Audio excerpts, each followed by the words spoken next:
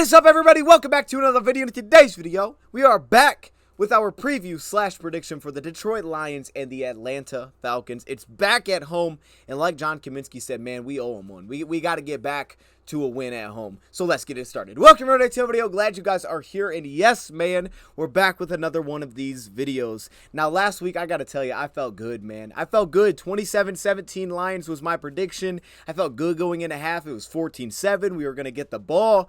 And then I come back and sit down for the second half, and all of a sudden, what's going on? Seattle has the football on like our 20-yard line. They score a touchdown. What? No, dude! Turns out we fumbled. I actually missed the fumble live, but I think that changed everything in the game. We never got up by the multiple score lead that I thought we could in that game. The game never really forced them out of, I think, what they wanted to be in, and because of that, things went a little bit differently in the second half than I expected, and I think it really all started right there. But that's okay. That's okay. We got another week. We got another chance to be right with our prediction. And another chance to get a win. And this time it's against the Atlanta Falcons, who were undefeated early in the season. They beat Green Bay. They beat Carolina. The Green Bay win is definitely impressive. It was a 1-point win. It was at home. They made a big-time defensive stand. 3 straight plays really defensively. That was a very impressive win. And now the Lions have to go against a team that's pretty healthy at this point, while at the same time is pretty loaded with offensive weapons. Think of the Atlanta Falcons like some of these high-powered scoring offenses that we think of, and that's understandable. You talk about trying to put those weapons together and actually utilize all of them. Well, also at the same time, I think they're kind of coming into their own of what they're going to be offensively. They're a definite run-heavy team, and that pass game I don't think has completely opened up or clicked into the way that maybe they want it to, but they also have a young quarterback in Desmond Ridder, so I think that's understandable that along the way, things may continue to improve with that offense, and that may continue to open up. But if you just look on paper and you take a look at the weapons they have offensively, from receiver, they're loaded. Kyle Pitts, Drake London. I mean, those are 2 excellent receivers. Then at running back with Bijan Robinson, what he's looked like is outstanding with Tyler Algier. Then at tight end, they have a legitimate tight end in Smith. Get a guy like Cordero Patterson, who hasn't even played yet. I mean, they have some real weapons offensively and a really strong offensive line when you talk about run blocking. One of the best in football, and they added a second-round pick to that in this year's draft with Matthew Bergeron out of Syracuse. So this is a really loaded team. But before we get into any of the offense or defense, of course, we have to start off with the injury report for both teams. And unfortunately for the Lions, this is a little bit longer than the Atlanta Falcons, and it's mainly the big-time injuries. It's the injuries that are long-term that don't even show up on this. It is the IR. It is James Houston with the fibula injury who has been placed on IR. Sounded like initially 6 to 8 weeks, somewhere in that ballpark, but we'll keep an eye on it. Could potentially have surgery. And then also CJ Gardner-Johnson being placed on IR, and the initial word was he could be out for the entire season. So, of course, that was really hard news to hear. And then, of course, you get to the injury report side just for this week. Now, one thing that's important to keep in mind is it's a shortened week next week, so you won't necessarily get those live reps like Dan Campbell talked about, so it can be more difficult to get those guys back and really gauge where they are at to try to get a guy back that maybe misses this week. So that's what's really tough about it. Thursday Night Football next week against Green Bay in Lambeau Field. But let's talk about some of the injuries that we have for this week specifically. First off, the good news.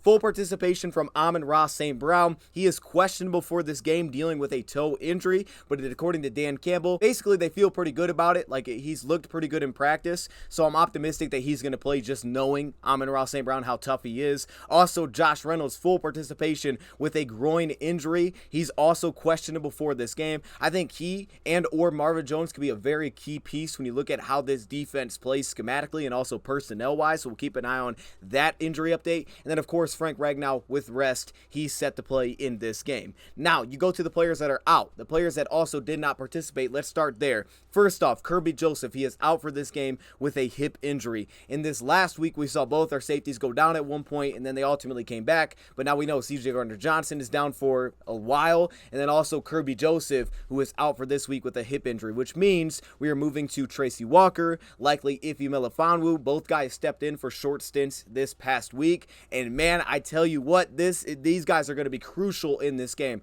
Not even as much maybe in terms of coverage, where I think they could have real opportunities to come away with some interceptions, but more specifically run defense. The way that this offense is going to stress your safeties to come down and make plays, especially if you're not going to roll them into the box pre-snap, they're going to stress the heck out of those guys for being efficient as run defenders. We saw it out of CJ Gardner-Johnson. We saw it out of Kirby Joseph. They both stepped up and handle that. But without either of those guys, now you're looking at Tracy Walker, who we know that he's kind of an animal against the run, so I don't have many concerns there. But also Iffy, he started to show some things last time we got to see him a little bit against the run. So I am optimistic that they're going to be able to handle the responsibilities, but trust me, they're going to be a big part of this week. Continuing on, Taylor Decker is out once again, dealing with his ankle injury, so expect to see Matt Nelson. Now, I don't know by the time you're seeing this if the offensive all-22 has dropped yet or not. It should have, but if not, stay tuned for that. It's going to be dropping soon. We take a look at Matt Nelson in that game. He was pretty good for us. Wasn't perfect towards the end, gave up a couple things, but good in run blocking and also good as pass protection. We did a nice job protecting those guys with some of the looks that we gave offensively, the speed at which we got the ball out, not getting behind the chains consistently, but also individually, just give Matt Nelson credit. He held his own. They weren't elite edge rushers, but again, this week, I don't think we're looking at that. I think their best edge rusher is the young Arnold Ebiketie. Outside of that, you have Carter out there, you have Bud Dupree, who hasn't looked great so far. I think at the edge rusher position, outside of when they kick Calais Campbell out there and work on an offensive tackle, I think we're not seeing necessarily that elite edge rushing pass rusher. So again, Matt Nelson did well last week. Hopefully continue to build on that without having Taylor Decker once again. He is crucial, I think, for next week specifically with that short week, if we can somehow get him back, knowing that we're facing a defense that is really legit across the front and really legit as a whole. Also, David Montgomery, he has been listed as doubtful for this game, did not participate today on Friday, which is never good news. Dan Campbell told us initially that this was kind of into a day-to-day boat, which means that without him, we can anticipate to see a lot more Jahmyr Gibbs. Of course, Craig Reynolds will get in the mix, who I trust. I'm a fan of Craig Reynolds.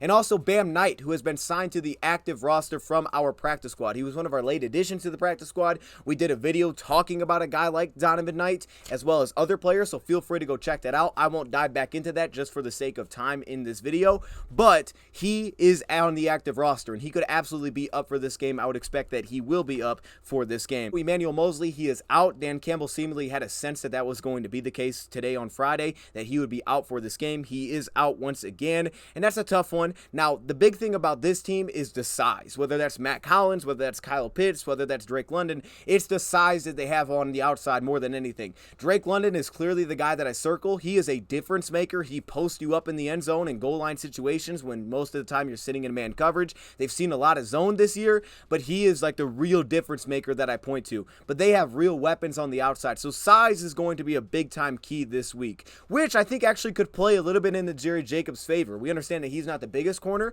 but he's physical. He likes to play that way, and he's also not the fastest cornerback, so I think this actually could slightly play into his favor. Clearly, though, we want to get Emmanuel Mosley out there just to see him. I just want to see him play this year. And then also, Big V has been listed out with the knee injury. According to Dan Campbell, it sounds like there's been improvement significantly for Big V, but once again, he's going to miss, which means Graham Glasgow's going to step in. Another guy we should circle, specifically if we're forced to in pass protection. He did not look great when he stepped in this past week. Understand it was kind of a short notice step in, and it was kind of his first look, but it didn't look great from Graham Glasgow, so that is really something to key in on. I don't think this is an elite defensive front, but I think they have some real veterans, specifically in that interior that they rotate through. But when you have a guy like David Onyemata who plays that 3-tech role and Grady Jarrett, those are legitimate interior players. They'll kick Calais Campbell in. They're going to pick up on who is maybe struggling on that interior. So if you're forced to pass, you got to circle a guy like Graham Glasgow. We need a big week from him. So that is the injury report from the Lions side. Now from the Atlanta Falcons side, it's really just some good news. Jeff Okudah,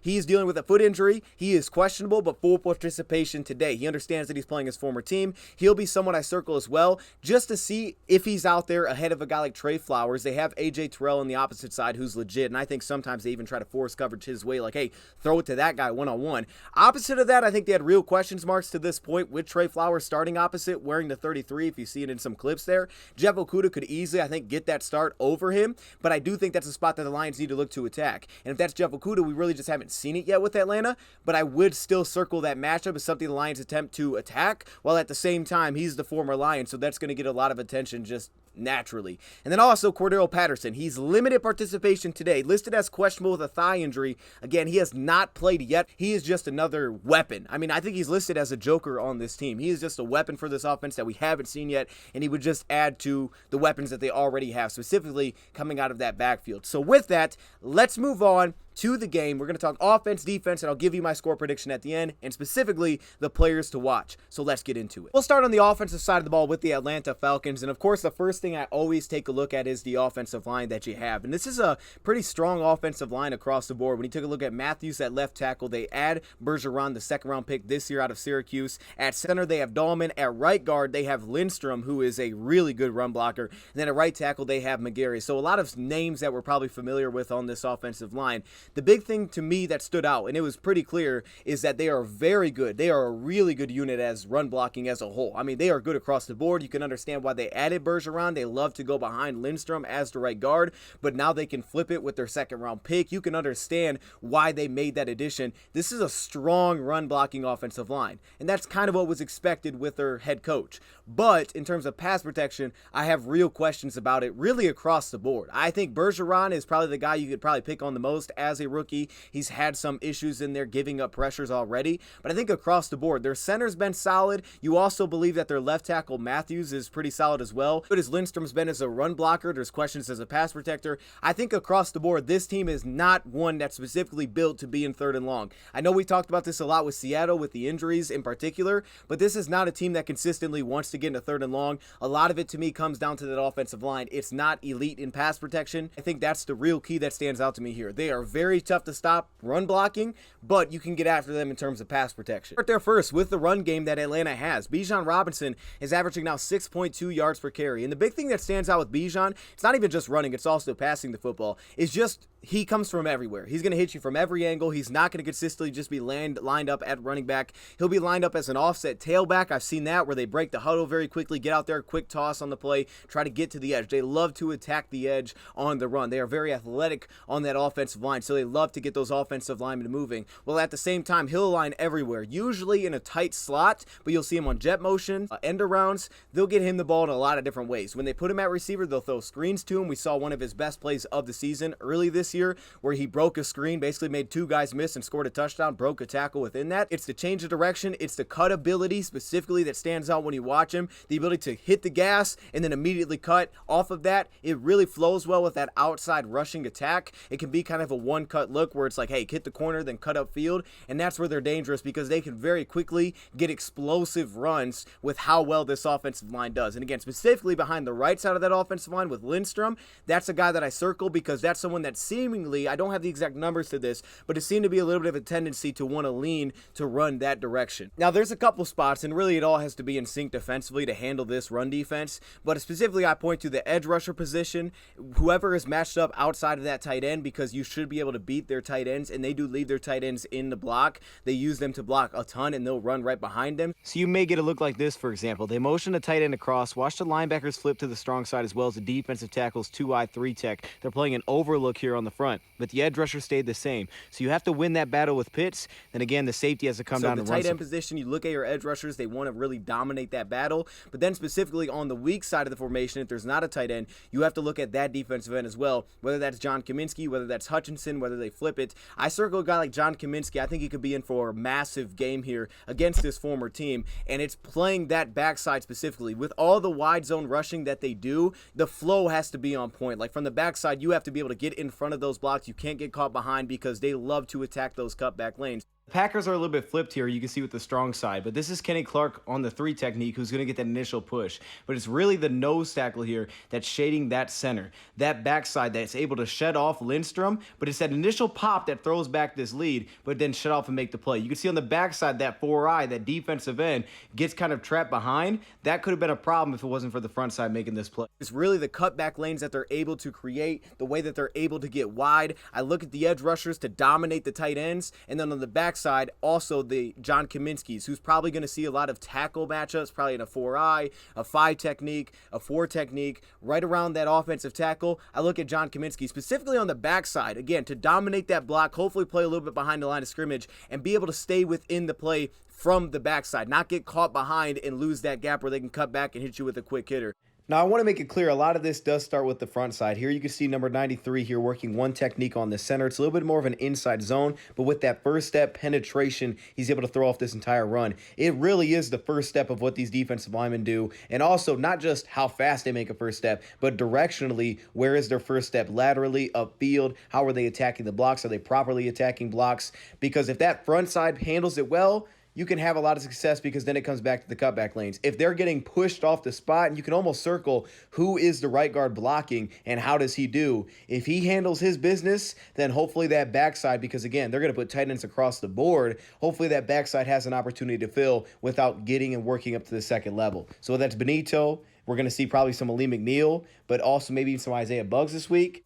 So I'm really focused on those two things. Now, what I did see is a team like Green Bay mix it up a little bit throughout the game. One look that they started to go to was a 6-1 front. So they started putting 6 guys across the front, one off-ball linebacker. Usually it was Quay Walker. And this actually had some real success. They were able to create more one-on-one matchups with this offensive line. You'll see with Atlanta a lot of times, they'll put tight ends in the block, but at the same time, they'll also spread you out. They play pistol kind of like Seattle did as well. They'll run a lot of read options out of that, but they'll spread you out, and they'll just utilize their offensive line against your defensive front, I think trying to lighten that box a little bit. So with Green Bay, when they were putting tight ends in line, Green Bay at one point put 6 guys across the front, one off-ball linebacker. I think it had real success, but a credit to Atlanta, they had an answer for that. They were able to create one-on-one matchups. They had some more wins in there. The responses that Atlanta showcased was utilizing the quarterback run, Desmond Ridder with the read option, being able to pull it down, putting their edge rusher in the action, and all of a sudden being able to take off around that edge rusher twice, one time for a touchdown.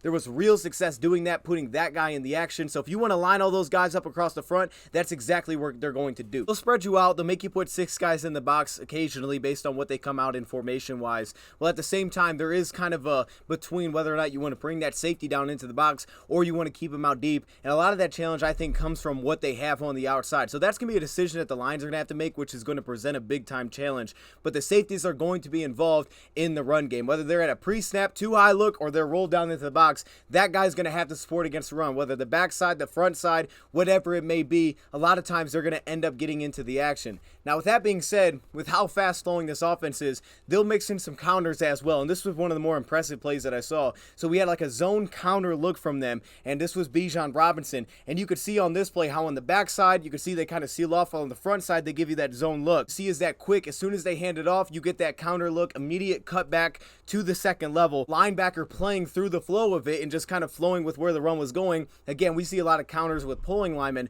but this time doing with a zone run, the linebacker flows that direction. Even though those gaps are held down, now all of a sudden there's no backside help for this team. So that's another thing too. If you want to put everybody at the line of scrimmage, they can hit you with some of these looks as well. Again, it comes down to kind of that discipline with how fast flowing this offense is, how quick their hitters are in the run game. It is a really tough challenge to stop this run. And again, like I said, it hits you from everywhere, from a lot of different alignments. So they're going to challenge you, but I do think up front, we have the ability to at least hang in the interior specifically, because I know they're very good run blockers. But I think at the edge position, John Kaminsky, I think, could have a massive game. Last week was not his best. I think this is an area he can make a massive impact. And same thing with a guy like Hutchinson. We know Hutchinson can play the run. He can handle tight ends. If you look back at last week, Charles Harris specifically was putting a lot of the action. So if he's seeing the tight ends and the Lions decide maybe to play 9 techniques and they want to go Hutchinson and they want to go Charles Harris, Harris is a guy to really circle, because it was kind of hit and miss last week. There was some good edge setting, and then there was some he's getting driven back by tight ends. So I think we're going to see a lot of Kaminsky in the role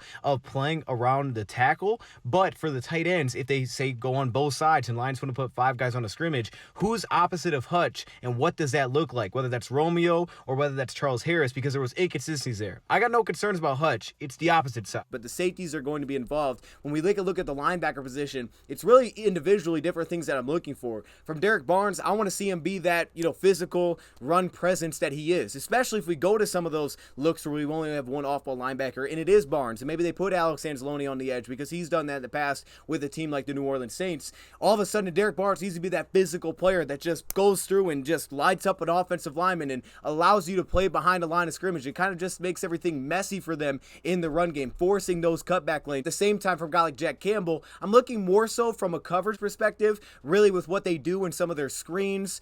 how they attack the flats. And of course, from Alex Anzalone, it's mainly to me going to be some of the versatility that they probably end up using him in this week. Now, from the passing game, I think this is an area where the Lions can be very effective. Of course, on third down, which we'll talk about in a second, but just specifically passing the ball. Desmond Ridder this season, 352 yards passing, 2 touchdowns, 1 pick, 68% completion percentage. That's a good completion percentage. But here's the thing that stuck out to me through going through both games is a lot of their offense is kind of just two-man concepts. It's like, hey, split the field in half. We're going to look here. We got this, and then we have this off it. Like, there's a lot of those kind of two-man route concepts, whether that be a dagger, double slants, whatever that may be. We get a lot of those two-route looks. You saw it against Green Bay, against kind of the quarters look defensively, where they run the deep curl route, and then they kind of wheel around it. We get a lot of those looks. And usually, if the ball doesn't come out for whatever reason, and he doesn't take that throw, a lot of times you'll see him start to move to the opposite side. And when the backside becomes effective is usually when the play becomes a broken play. And then it's like, hey, you got to go find somebody, because now all of a sudden these big targets become a real big threat, and he'll utilize his legs. He likes to get to the edge. So again, we talked about like last week, keep him in the pocket.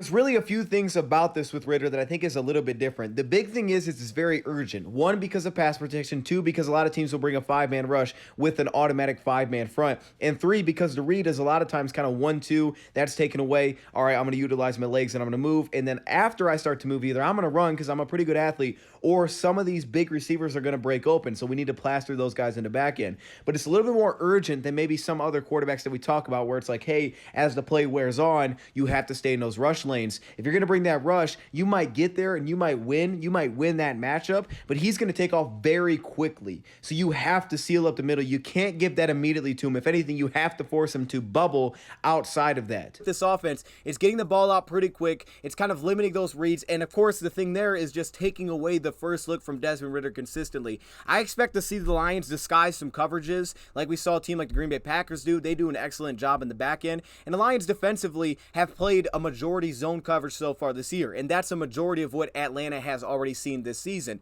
But I would anticipate for us, we've been kind of up and down in zone coverage. We had some breakdowns week 1. This game, I expect to see the Lions probably play a pretty good amount of zone coverage once again. 1, to help against the run, because that is, you want to keep eyes in the backfield against this team and all those little quick hitters that they're going to do out on the outside. And 2, if the Lions can hopefully disguise some coverage. This year's sponsor for the football season. I'm very excited about this, and I really appreciate this opportunity. We have partnered with BetUS, man, and BetUS is a leading online betting platform that offers a wide range of sports betting and casino games. Now, BetUS has a reputation for the reliability, their security, and their excellent customer service, and there's a lot of ways to get in touch with them. And it's very easy to sign up. So all you have to do is click the top link in the description. They're hooking you up with some nice bonuses. So if you click that link top of the description, you can claim some nice bonuses. All you have to do is sign up. It's like 2 pages, very easy to sign up. Then you can claim your bonus. You can see there's multiple different bonus options. You make your deposit, and if you make a minimum $100 deposit, you can get a 125% match on that deposit. So they're hooking you up. BetUS has a lot of different ways to bet, so it's not just football. I mean, they hit on all the major sports: football,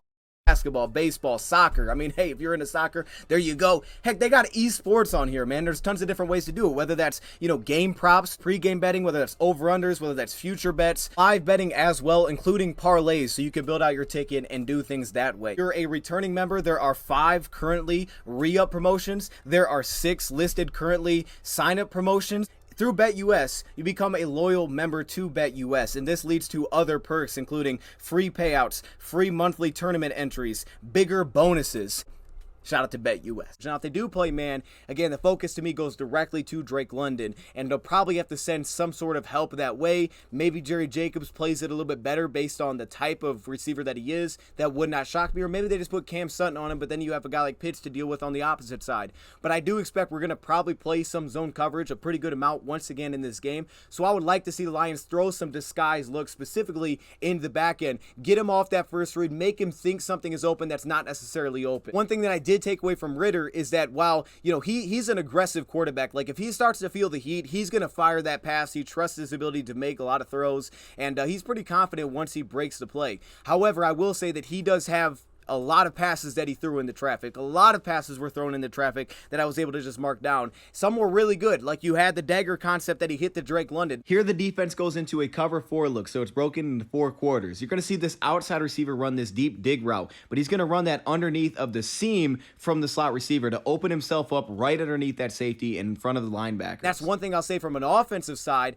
is a lot of the routes that they give seemingly were based on kind of tendency. Like, oh, okay, Green Bay likes to play quarters coverage. Great, well, we're going to set up this little wheel route off of it. Now, the safety did an excellent job, got over there and broke it up. But you could see, like, oh, on paper, this makes sense against what they want to do defensively. So I'll say they kind of attack your tendencies. So you can't be stale defensively. You think you have to give them some disguise, mix it around a lot in terms of some of those zone coverage looks that you're getting. That way, sometimes you can just completely take away whatever that option is, and it's just clearly not open. Option where they hit the wheel route to Bijan Robinson, where again, the defense went to kind of a quarters look defensively. The receiver kind of sits down inside, takes the outside cornerback with him. All of a sudden, Bijan Robinson is literally not even covered on the play, and they pick up a big chunk just based on having a good play for what the tendency was for the defense to run. And we saw a lot of looks like this from the Lions last season. I think it helps out, especially when they go to some of this progression-based style. But like the Lions, not afraid to get creative, utilize the run action, and hit a flea flicker shot. You will see him really throw passes directly into coverage, especially if there's pressure coming down on him and he kind of feels like maybe it's there. He's going to anticipate and just let that thing fly. And I do think there's a real opportunity this week for the Lions to come away with at least 1 interception and hopefully win the turnover battle. Offensively, we could have some challenges there, but defensively forcing a turnover, I think we have a real opportunity, especially if we can consistently get them into obvious pass down. And here's one of those dropped interception examples. Look at the top of the screen here. They give you sort of a quarters look defensively as kind of a tendency of Green Bay to play that, but you're going to notice on this quick curl route, Jair Alexander, who's sitting inside and starts to kind of open himself up, the safety rolls over top to kind of indicate that this is probably some sort of a cover 2 on that side of the field, but also Alexander doesn't ever turn his eyes back. He doesn't ever look away from the quarterback. He keeps his eyes there, and Ridder basically throws right into that on the break, not able to hit that quick curl route where he thought he had that opportunity. I think we'll be in a good spot. They don't like to throw the ball a ton anyway. Also, the reads are kind of limited. I think a big part of that as well is that they don't do a great job in pass protection. They're just not great across the front. So I do think we have a real opportunity to create pressure. Even if we don't bring pressure, get after him. If we can get them into any of those passing situations, I think that's the area where the Lions can come up with some plays defensively. But even on early downs, like you disguise some looks, I think it's an opportunity to come up with at least 1 takeaway defensively. They've left some out there in the past against Ridder. Also, some passes will get tipped up into the air as he's hit while he's thrown. Now, another thing I will make note of, against this 5-man rush here, the pass protection doesn't necessarily hold up, and you'll get a lot of those looks because a lot of times teams will at least have 5 guys on the line of scrimmage, but layers is another big part. Layers, crossing routes on top of each other, stacking those type of looks. And what's going to be important is whoever is that free linebacker, it's getting depth into coverage with the play fake, and it's just making Ridder hold it for an extra second, right? Delaying where that route can hit to, keeping him in the pocket, and not letting the ball come out on time. That is a huge part with the linebacker. It's also huge in terms of communication. If that safety is going to drive down, in this case, tight end stays in the block, but then they delay out, right? So picking that up and not leaving that assignment, but specifically the depth. I've seen multiple plays where depth in these layers looks offensively. And they really make you work in 2 spots. Number 1, if your linebackers want to stay in the box, they can hit you with the screens quickly. So now you're forcing less players to go make a stop. So now you have to point to those cornerbacks to slot. Also, if you want to bring that slot off the edge like we talk about and potentially trying to stop the run or force the quarterback to one direction, attaching these backside RPO screens is a big part. We see it here on this Bijan touchdown because they can attach it to the backside. You want to bring that slot and you want to replace with the safety. Awesome. We're going to hit you with this quick hitter. Now it's 2-on-2. Try bringing him down 1-on-1. They'll do that. And Bijan in the slot makes that such a threat. I think it is important that this is a game where you disguise a lot of looks, while at the same time, he's going to look at that 1-2. And if it's not there, and if you take it away properly, then you can do a lot of good things. But it's all going to start with what the Lions can do against the run. I also would keep an eye on the Lions bringing extra guys to potentially stop the run, specifically on early downs, potentially trying to bring a little bit of pressure like we did against Seattle from the slot. Now, they play out of the pistol, they play out of the gun a lot, so it can be a little bit more challenging to do things like that. But I could see them potentially trying to, with all the zone rushing, allowing the defensive line to slant inside with the zone rushing attack, then also bring a slot off the edge like a Brian Branch with some of the physicality to kind of try to set that edge. If they feel like they can do it, I wouldn't be surprised if they try to, specifically on early downs a little bit in this game.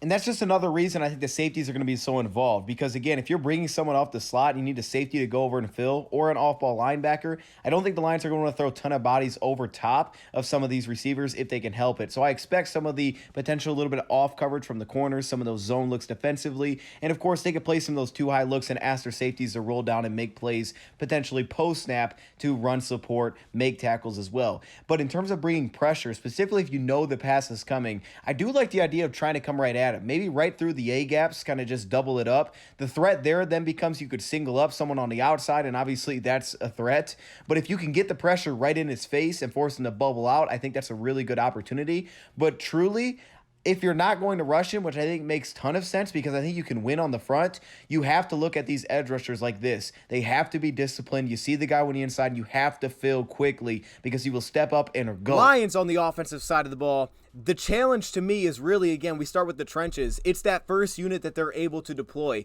and it's David Onyemata and it's Grady Jarrett. We're talking about two really good interior defenders. I liked Onyemata a lot this offseason. Lions didn't go at him, but they have two good interior defenders. Now, at the edge position, I think they're solid. I think they have some solid run defenders specifically there. Calais Campbell is a real threat, specifically when he has an opportunity to work against your tackle one-on-one. That's where he could be kind of a problem. Outside of that, their edge rushers, they have some kind of hit and miss there in terms of consistency, and I don't think they have a ton of elite pass rushers at that position specifically, but I do feel like the one big thing that stuck out to me was that there is a real drop-off when they bring in their next unit of interior defensive linemen. And the reason this is the key is because they do rotate at a pretty good amount. And when that second unit came in, you could feel the drop-off defensively. You just felt different. It was like, okay, they're really gashing this team. Not to say you can't do that when those two guys are in there, but it didn't feel like it was happening at that rate. I think this is a game where the Lions can lean into some of that zone rushing attack just like Atlanta will as well. I do question some of the quickness that they have up front. Now, you see a guy like Grady Jarrett, man, he's smart. And there was an example where he actually slid over to a two-eye alignment pre-snap, kind of getting a sense of where the ball was going to go, and he ended up being able to use that and jumping into the backfield, and I think forcing a tackle for loss on the play. Like, that's the kind of player that you have on the front, a guy like that can kind of sense what's potentially coming there, and he's also the guy that kind of gets everybody aligned on the defensive line as well. So you have that, but like I said, there's inconsistency with that second unit. It's getting on the move, getting Jahmyr Gibbs going, and Gibbs having a huge day. I think this is the potential breakout game for Jahmyr Gibbs. I think he could have a massive game. He is the guy that I'm circling in this one and saying this is the game. I think he could be big time, specifically as a running back. Not to say that every run's going to be great, but 2 or 3 big chunks I think could happen in this game for Jahmyr Gibbs, just looking at this defensive front. Now, when it comes to the second unit, you'll see the same linebackers. Ellis is a guy that I really like over there defensively at that linebacker position, but I will say there's a lot of inconsistency, specifically when the second unit would come in. You'd see it motion. One, they could start to sort of empty the box with motion because a lot of times defensively in the back end with the coverage that they play, they will carry that slot motion. So if a slot motion's for across the field, usually the slot will move that direction. So you can kind of set up how you want to attack this defense. Well, at the same time, from the linebacker position, you can also get those guys out of place a little bit. There was an example here with Ellis where the return motion was kind of happening and he ends up being late to react and get in a position where he was in a good spot in the backside. And because of that, when they kind of made that cutback as a running back, he wasn't in a position on the backside to get involved in the run play, and all of a sudden it was broken for a good game. There's also the example where between the linebackers and the defensive line, they're both filling the same gap, right? Defensive line shoots into the A gap like slanting inside, so is the linebacker. That leaves a hole defensively. So you saw some of those inconsistencies as well against the run. Where I did think they were good is defending some of the duo looks. I thought this was an area that they were pretty solid, especially with their starters. They're pretty strong up front. Grady Jarrett has an ability to handle a double team, so if you try to hard double team Grady Jarrett, we may have success doing it, but it is tough moving that guy. And then again, they can single up a guy like Calais Campbell who can stack and shed and beat your tackle, especially, we'll probably get some looks at Matt Nelson over there, so that's something to keep an eye on, but I would assume they would run the opposite way with some duo run plays. But he'll be a guy, and then also David Onyemata sometimes can get singled up in those looks as well. Kind of like I said about defense and edge rushers, I look for our tight ends in this game to really dominate in terms of run blocking. There's a great example for Carolina where you saw one tight end make the initial block, and then the outside tight end was able to step in and pick up that block and springboard the inside tight end up to the second level to pick up a block. Like, this is where, again, I think the Lions, personnel-wise, should be able to win this battle. I thought Brock Wright was much better when I went back and watched the All-22 version. I was like, okay, he's having some real success here. And Sam Laporta has some really good flashes. It's not always consistent, but real good flashes as a run blocker, like the touchdown where he's just driving an edge rusher onto his back. So I do think, again, an area flip it around, our tight end should have real success being effective as inline run blockers in this game. And the Lions can look to that, especially because I think they can set up some delayed looks. For a team like this that likes to play two deep safeties pre-snap, that likes to play a lot of quarters looks, that likes to match up defensively, I think there's a real opportunity with some of the inline blocking to also set up play action and chips and delays, kind of like what we saw last week for Sam Laporta on his big play where he ended up getting a little stiff arm on Bobby Wagner, but no one covered him because he was so delayed and they went into a quarters looks defensively. I see a potential that to happen again in this game, one of those plays set up by what we can do as inline blocking tight ends. Passing the football, this is a team with real talent to back end, specifically at the safety position. They are strong at the safety position. Again, this is a team that's a really balanced mix between playing zone coverage and man coverage across the league in terms of league average. They're basically right in the middle. Now, most of the league leans zone, so you kind of lean that direction. But they do play a nice little mix, and what you notice is they're very sound in zone coverage, specifically in the back end. I think they do a good job of keeping those safeties free a lot of the time, allowing guys to kind of match up in coverage and being able to allow those guys to kind of just lurk around and make plays. You start with Jesse Bates, who's already made multiple plays on the football. If he's the single high safety, Richie Grant usually kind of comes down. He does some more of the man work. But as the single high safety, Jesse Bates is dangerous. He doesn't bite on your eyes that often, so it's really tough to move him in coverage. While at the same time, man, he just lurks. There was a good example where they're playing in underneath coverage, left his area as the opposite side safety, and crashed down and took away a crosser. And what that did is it forced the quarterback to get the ball a tick late. Then by the time he got the ball out, the cornerback comes around and breaks it up, and he's able to catch back into a crossing route because of what Jesse Bates did by stepping in front of the route and basically delaying the pass getting out of the quarterback's hand. Now, Atlanta is very comfortable, and I think sometimes they're tempted to just leave him on an island. You can see at the top of the screen, A.J. Terrell singled up, press coverage. He's on the single side, so they just leave him one-on-one. But look at the safety here, Jesse Bates. How he opens up, but then sees where the quarterback's eyes are, jumps down to take away this dig route, forces that to delay, and by the time the pass actually gets off, the cornerback gets back into it, and he can break it up. He makes a lot of plays like that, man. He just lurks around, and Richie Grant is a really solid safety as well. He's pretty versatile, what he can do coming down in man coverage. What also makes them tough is third down situations. They're very flexible across the front. We talked about not knowing where the rush was coming from against Kansas City. That's kind of the sense I get here. Not necessarily because it's always coming from the secondary. Usually it seems like it's coming from that front seven, we'll say, linebackers, edge rushers, hand in the dirt, those guys.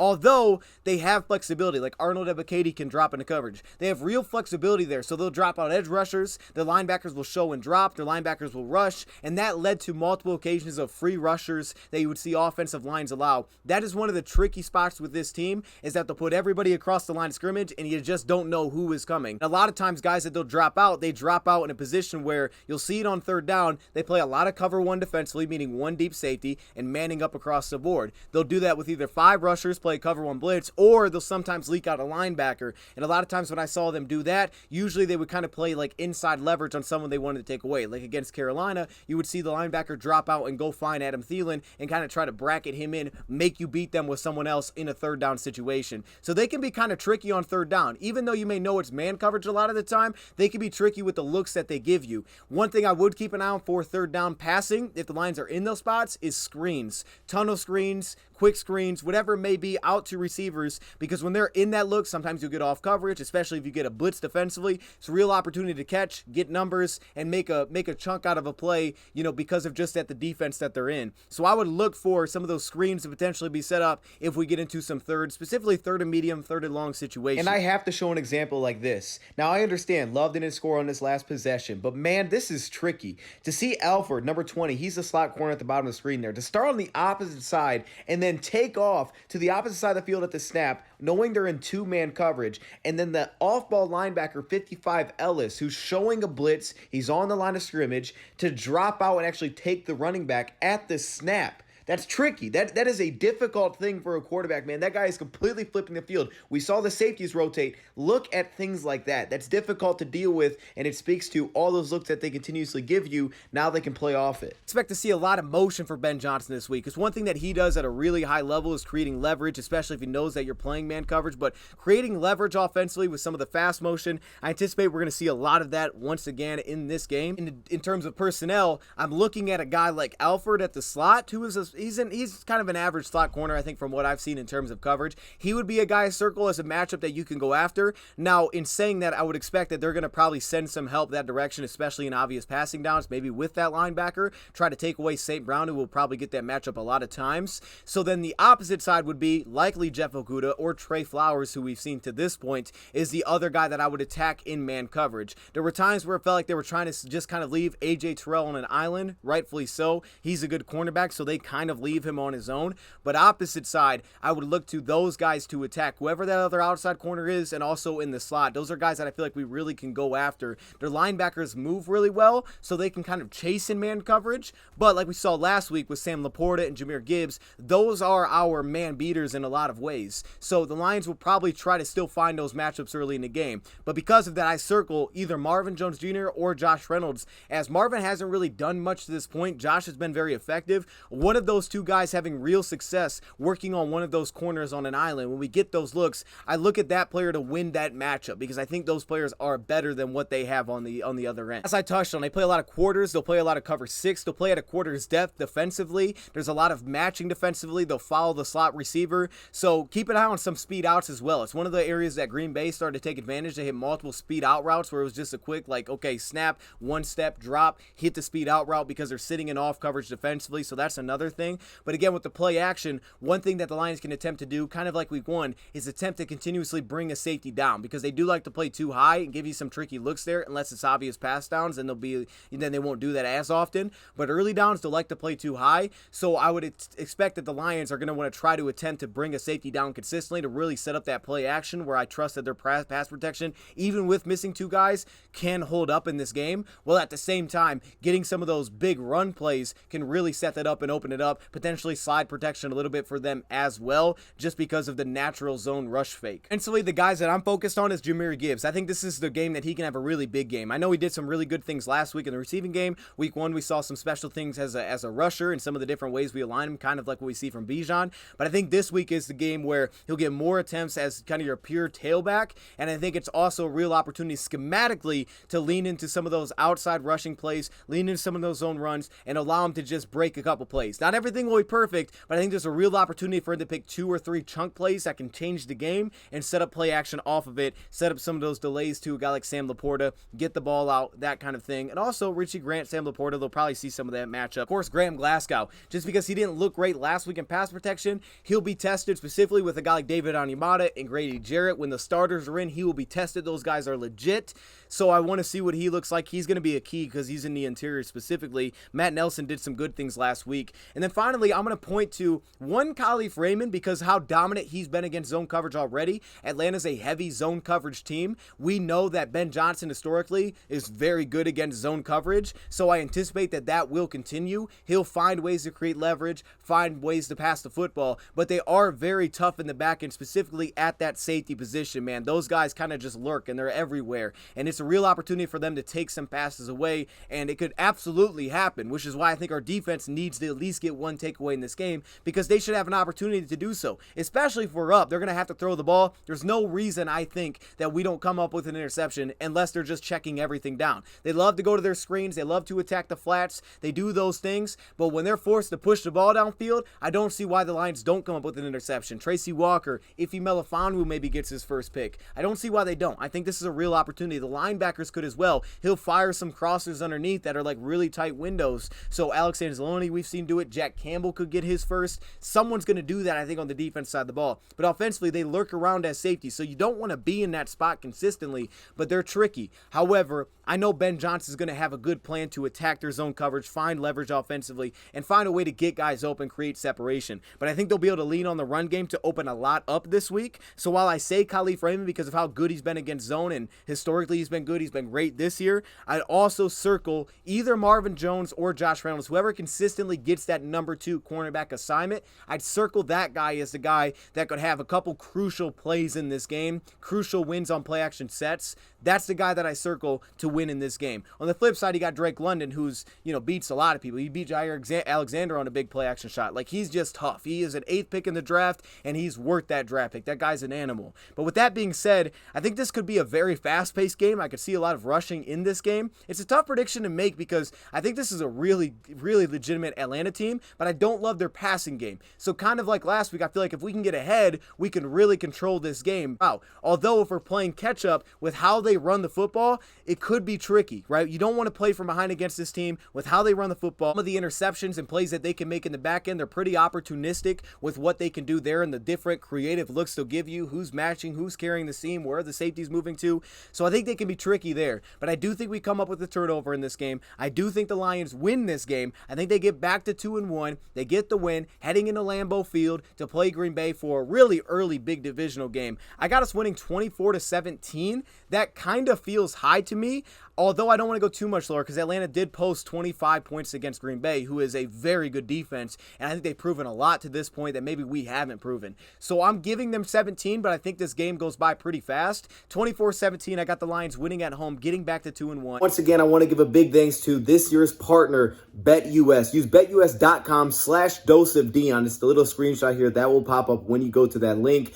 And again, if you deposit at least $100, you get a 125% match. Now, tomorrow, or when you're seeing this probably today, I'm going to drop a little short telling you on some of the picks that I like for this weekend in this game for the Detroit Lions. And I may have hinted to some of them with some of the clips that I was showing there earlier talking about BetUS, but that is coming soon. So stay tuned for that, see what I'm taking, and definitely click that top link. Get engaged, get involved. If you're looking at betting on the games or casino games, whatever it may be, use that top link, man. They've helped us out a lot this season. We really appreciate them. And shout out to you. If you're watching to this point in the video, you're a legend for that. Shout out, I know these videos are long, so you're a GOAT for that. I appreciate it. I really do. Thank you.